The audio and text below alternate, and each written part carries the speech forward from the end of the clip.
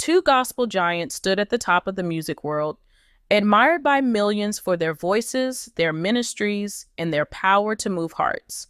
Donnie McClurkin and Marvin Sapp were names every gospel fan respected, men who inspired generations with songs that carried hope and faith. But what the world saw on stage was only part of their story. Behind the applause, behind the albums that topped charts, there were whispers of something no one wanted to believe. For years, fans celebrated them as brothers in Christ, yet an invisible wall stood between them. The craziest part was that this wall had been there for so long, and no one noticed until the silence grew too loud to ignore. You won't believe how deep this story ran, but here's the shocking part. It didn't start with anger or betrayal or even competition.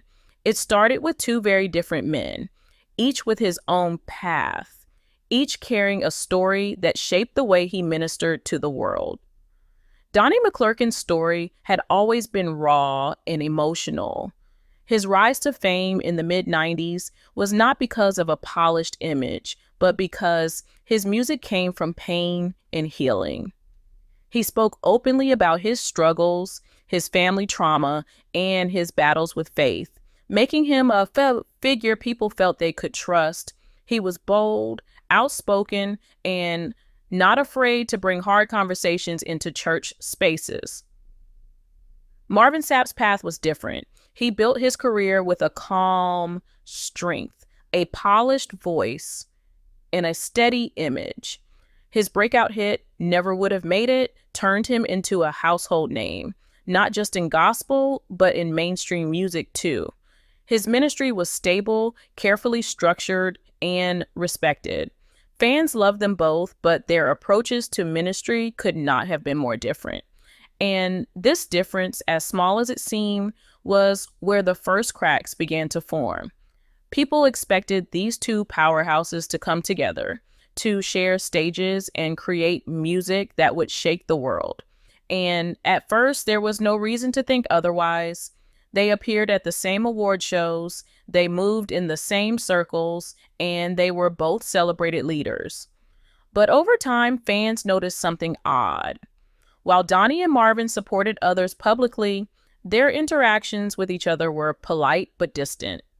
This was where it got interesting. Gospel fans were used to seeing public unity.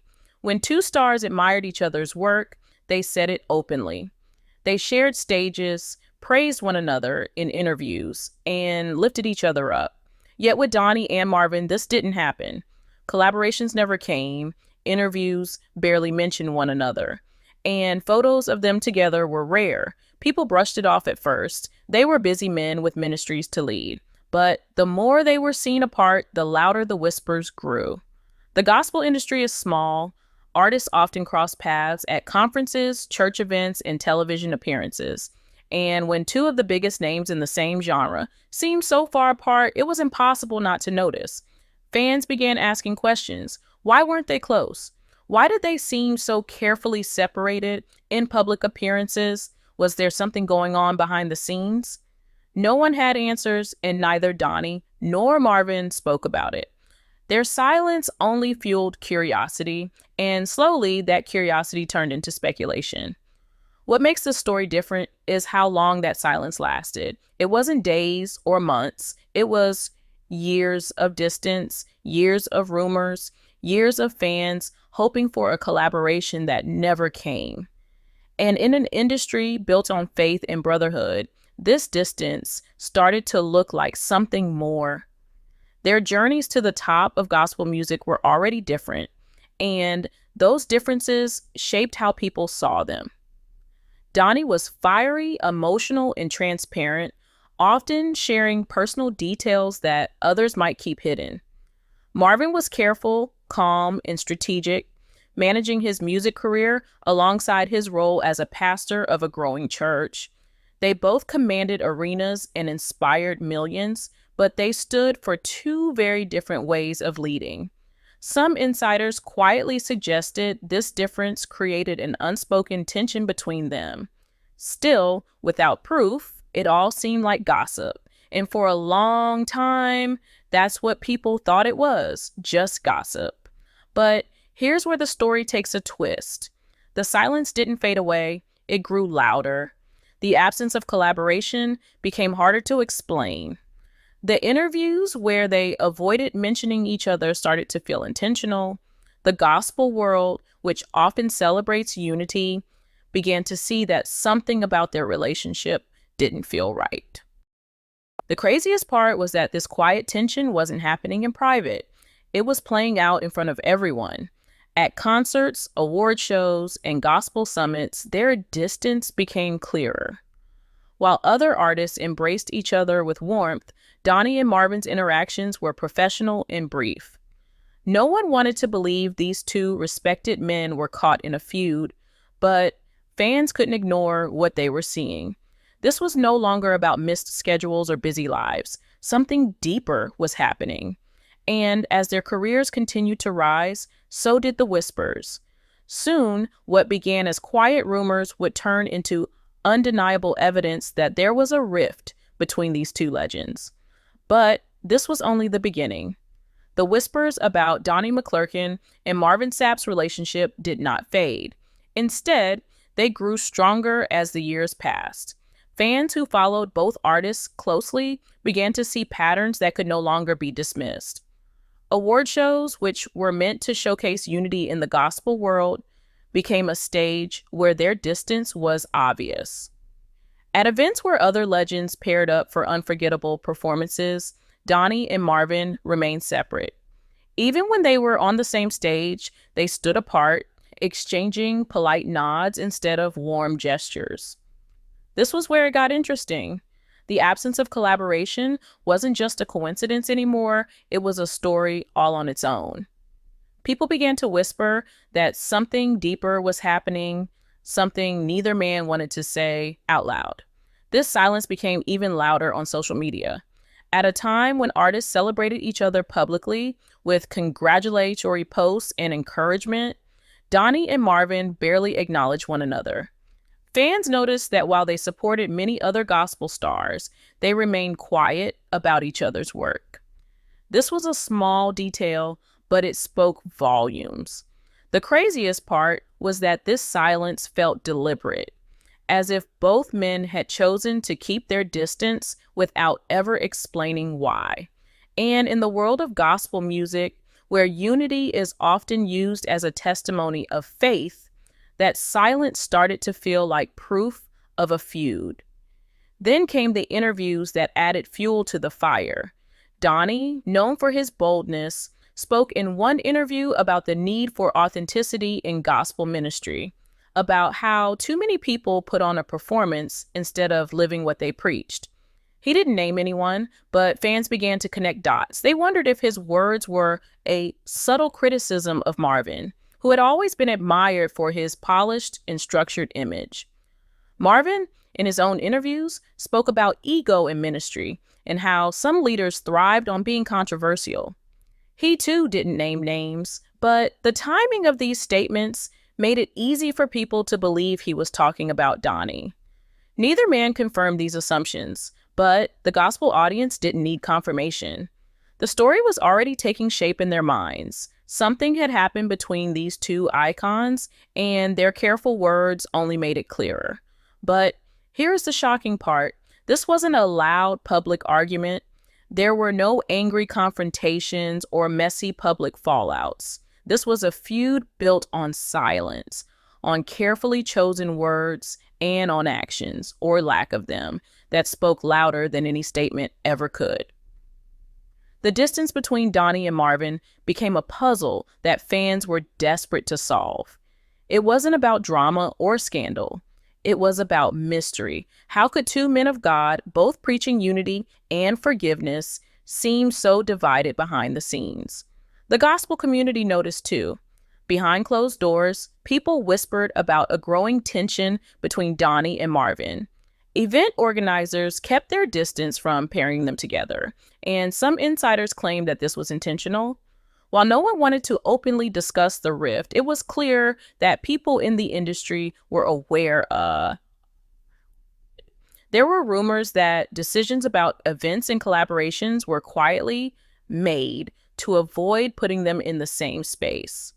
Whether or not this was true, the effect was the same.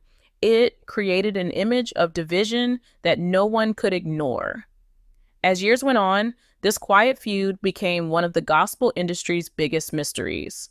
Blogs and social media pages began speculating about why these two leaders avoided working together. Fans started asking questions online, demanding answers, and creating their own theories. Some said it was competition over music success, others said it was ministry differences, and a few believed it was something personal that neither man wanted to expose. What made this story different was the fact that it stayed in this shadowy space for so long. It wasn't a typical celebrity fight. It was deeper, quieter, and somehow even more shocking because of how carefully it was hidden. The tension grew so strong that even their presence at the same events became uncomfortable to watch. It was no longer a secret. It was a mystery unfolding in front of everyone's eyes. And still, neither Donnie nor Marvin spoke out. This silence, this deliberate choice not to address the rumors, made the story even bigger. Because in a world where people are quick to explain themselves, their refusal to do so became confirmation that something serious had happened. Fans didn't just see distance anymore. They saw a rift that represented something larger about the gospel music industry itself. And soon, this mystery would turn into something undeniable. By now, the whispers had turned into something impossible to ignore. What started as quiet speculation had grown into a conversation across the entire gospel world. Fans began digging deeper, looking for moments when Donnie and Marvin's distance became too obvious to deny. One of the most talked about examples came during a major gospel anniversary celebration.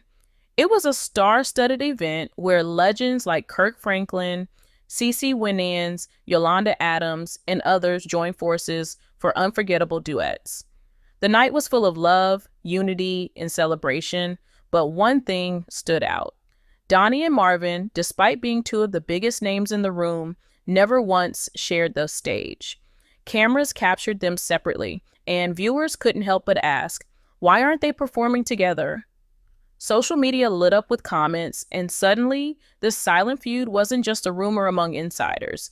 It had become a public mystery. This was where it got interesting. The lack of collaboration was no longer seen as an accident or busy scheduling. Fans now believed it was intentional. Every event, every award show, every church conference that kept them apart felt like confirmation that something deeper was going on.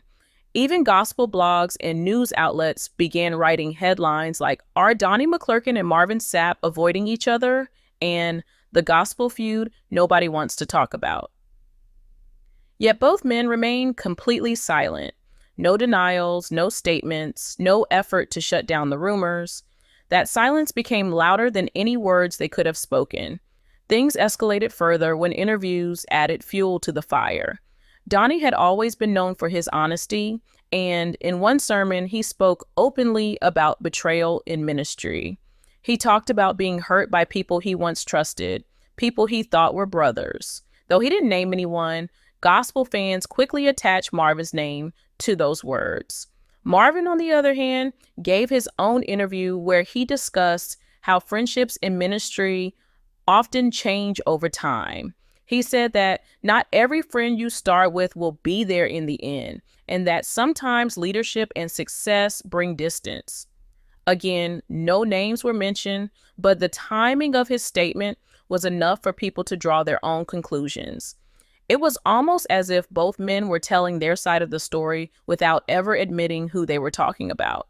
But here's the shocking part. Their silence didn't protect them. It only fueled the drama. Fans began noticing every detail. When Donnie released a new project, Marvin stayed quiet. When Marvin celebrated milestones in his church, Donnie made no public comment. And while both men were known for showing support to others in the gospel community, they seemed to avoid acknowledging each other completely. In the age of social media, where even a simple congratulations can show unity, this silence sent a powerful message. People were no longer asking if they had a problem. They were asking what that problem was. Insiders began to share whispers about private disagreements between them. Some claimed it was competition over music success. Marvin's massive hit, Never Would Have Made It, had crossed into mainstream charts, making him one of the most famous gospel artists in the world. Others suggested it was about leadership roles, with both men being powerful pastors and respected voices in ministry. There were even rumors that differences in ministry style had caused friction, with Donnie's bold and emotional style clashing with Marvin's calm and structured approach. None of these stories were confirmed, but they created a narrative that spread quickly through churches, gospel circles, and online platforms. And then came the events that made the feud impossible to ignore. At one high-profile leadership summit, both Donnie and Marvin were featured speakers. Fans hoped this would be the moment they would share the stage, finally proving that there was no bad blood between them. But instead, their sessions were carefully scheduled back-to-back, never overlapping. Other leaders shared panels and engaged in group discussions, but Donnie and Marvin were kept apart. This move only fueled speculation that there was intentional distance being maintained. Whether this was a decision made by organizers or a reflection of their own wishes, it added more fuel to the fire. This was no longer just a mystery between two men. It had become a topic that exposed a hidden side of the gospel music industry. People began to question the image of unity that gospel leaders presented on stage. If two of the biggest figures in the genre could have this kind of quiet rift, what did that say about the industry as a whole? The craziest part was that this feud, though never confirmed publicly, felt more real than many celebrity scandals because it wasn't fueled by drama. It was fueled by science. That silence created an even bigger impact. Fans weren't just curious anymore. They were invested. Everyone wanted to know the truth. And when the first cracks of confession finally began to appear, the story took an even more shocking turn. The whispers had now grown into a storm, and it was only a matter of time before the truth started to slip through the cracks. Fans were no longer satisfied with theories and speculation. They wanted answers. And finally, small pieces of information began surfacing that hinted at what really happened between Donnie McClurkin and Marvin Sapp. A few insiders started speaking anonymously, saying their rift wasn't caused by one single event, but a slow buildup of tension over the years. There were claims of disagreements about ministry directions, differences in leadership approaches, and even decisions about collaborations that had caused hurt feelings. None of this was confirmed, but for many people, these leaks explained why the silence between them was so heavy. Then came one of the most surprising moments of all. During a live stream sermon, Donnie opened up in a deeply emotional way. He didn't mention Marvin by name, but he spoke about a brother in ministry who had deeply hurt him and how that pain had forced him to forgive from a distance. His voice cracked with emotion as he admitted that some wounds were not easily healed, even in the church.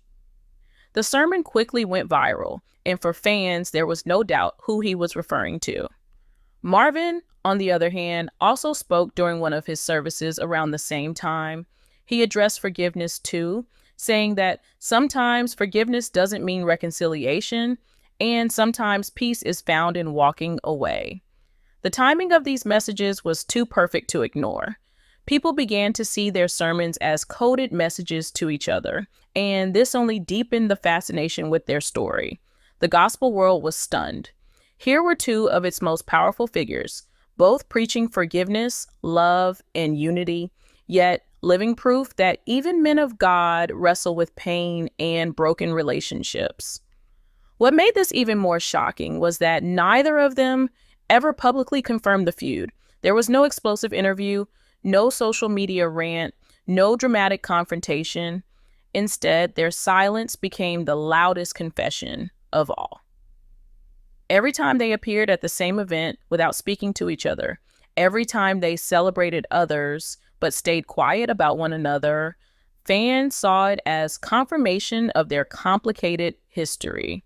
The lack of a public resolution turned their story into one of gospel music's biggest unsolved mysteries. Years passed, and while both Donnie and Marvin continued to thrive in their ministries and careers, this unspoken tension became part of their legacy. People admired their music, their preaching, and their contributions to the gospel world. But there was always that lingering question: what really happened between these two giants of faith? Even today, fans rewatch old performances and interviews, trying to piece together clues. Some hope for a reconciliation that would shake the gospel world, while others believe this story is proof that even spiritual leaders are human, and relationships can break no matter how powerful the people involved may be. In the end, the mystery itself became bigger than any answer they could have given. The absence of a public explanation turned their feud into gospel legend, a story that people continue to talk about behind church doors, on social media threads, and in fan conversations. It was a reminder that even in a world built on messages of love and unity, silence can sometimes speak louder than words. Donnie McClurkin and Marvin Sapp never needed to confirm their rift because the distance between them told the story on its own. And that mystery, that quiet yet powerful narrative, is what has kept this story alive, making it one of the most unforgettable sagas in gospel history.